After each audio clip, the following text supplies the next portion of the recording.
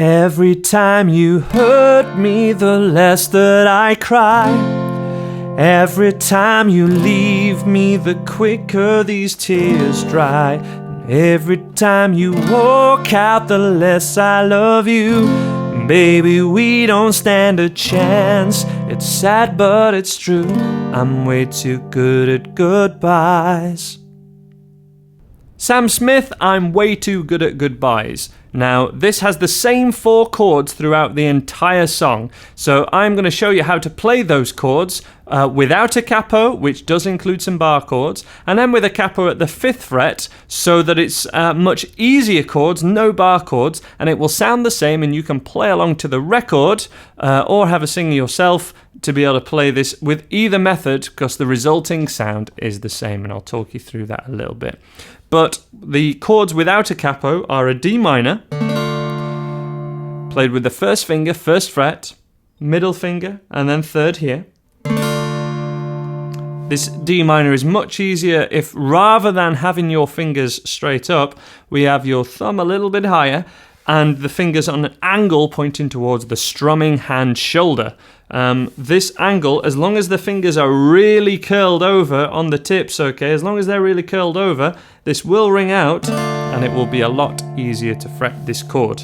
And we strum from string 4. After that we have the F bar chord, and because we're in the key of D minor stroke F, it's basically the same thing, D minor and F as a key, they mean the same chords.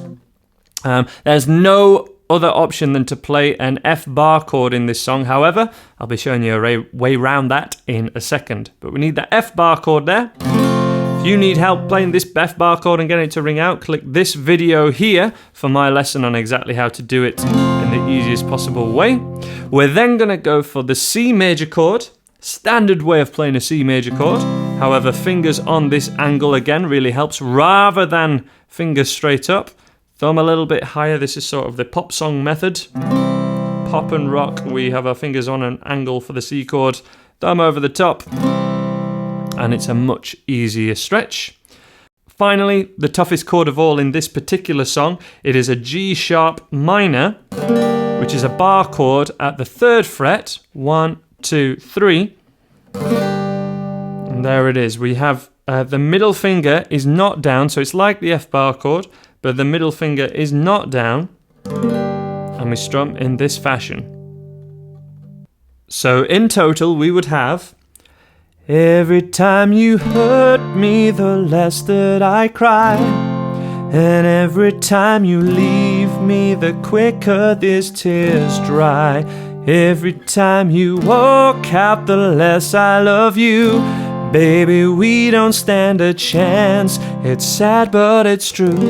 I'm way too good at goodbyes. And it will continue in that fashion throughout the whole song. I will show you some strumming options in a second, but first of all, those chords are very tough for beginners.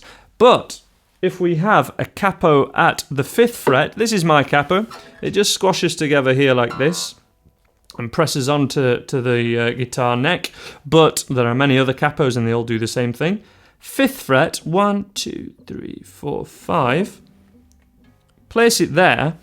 Suddenly we can play more easier open chords, and the resulting sound is the same as all those tricky bar chords I just played. So the chords we would need here are an A minor, proportionate to this capo, so this is now the end of our guitar.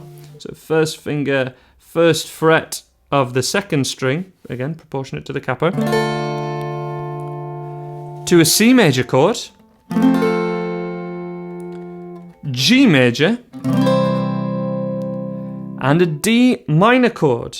Now this D minor chord is much easier to play here than it was in open position before, and now you can see we have no bar chords. So those chords again, we have the A minor, 1, 2, 3. Thumbs sat on the top, if possible. You don't have to have the thumb over the top for this to be the correct chord. It's just an option for more improver guitarists. Then we go for the C major chord. Standard way of playing a C. Again, I choose to have the thumb over the top, so that the lowest note that is heard is that note there. Then the G major chord, just 1, 2, 3 fingers. There's the G. And finally that D minor. Fingers on that angle to make it a little bit easier. But it's easier anyway because of that capo. Now listen to the comparison between the two. I'll sing the chorus with the chords at 5th fret and then without the capo. What you'll hear is the chords, shapes are totally different. The resulting sound may be just slightly different, but the pitch is the same, the resulting pitch. So you could play along to the record with capo 5th and these chords starting from A minor. And also play along to the recording without the capo. You know, take the capo off and play the F bar chord and the D minor, and again it sounds the same. Let's listen to that in action. Excuse my bad singing, I am no Sam Smith, I apologise. But every time you hurt me, the less that I cry. Every time you leave me, the quicker these tears dry. Compare. Every time you hurt me, the less that I cry. Every time you leave me, the quicker these tears dry. The resulting sound is exactly the same, but it's a lot easier with a capo on, so let me recap those capoed chords and then we'll look at some strumming options. So the same chords in the same order throughout the entire song, and with a capo 5th fret it is A minor for the whole bar, 2, 3, to C major, 2, 3, 4, 1, 2, 3. G, again just one strum for the most of the song. Finally D minor, like this. Keep those going throughout the whole song, mimicking that piano part, and you can play along to the whole thing. If you want some harder strumming to make it sound a little bit cooler, 8th all down strumming is the best option. For each chord, 1 and 2 and 3 and 4, and simply all down strums, 8 strums per chord, a little bit, twice as fast as the beat. So the beat is 1, 2, 3, 4, and our strumming is 1 and 2 and 3 and 4 and. Not heard too much in the record because there's so much other production, but that would be an appropriate strumming pattern if you want to add more strumming, just them playing once per chord.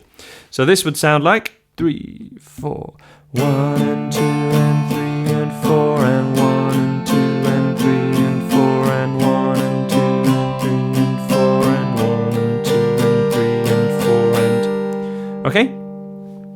Let's have a go at playing that together nice and slow. We'll repeat it a few times from the A minor in 2, 3, 4. 1 and 2 and 3 to the G. G and 2 and 3 and 4 and 1 and 2 and 3 and again.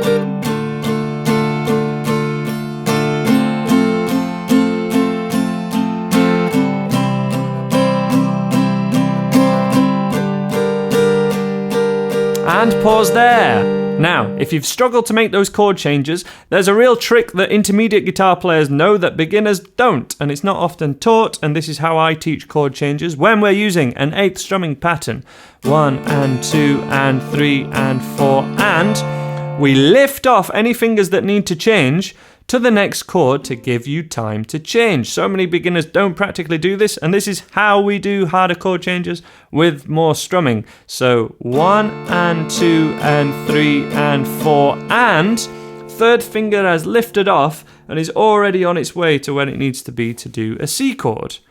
When we're on the C, 1 and 2 and 3 and 4 and all fingers need to lift off to get to this G chord in time, otherwise we're going to have to pause and be behind the beat.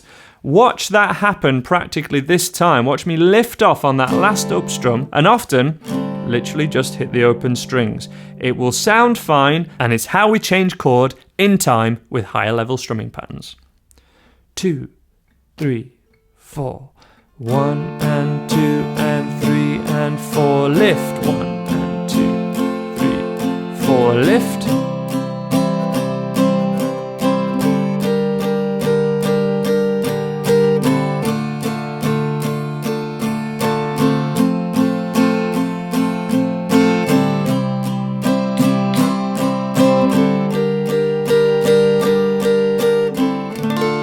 that, and improving on that skill and coordinating that, purposefully lifting off 2 and 3 and 4 lift, when you change chord with an 8th strumming pattern, is my number one way that all beginners can improve their chord changes instantly.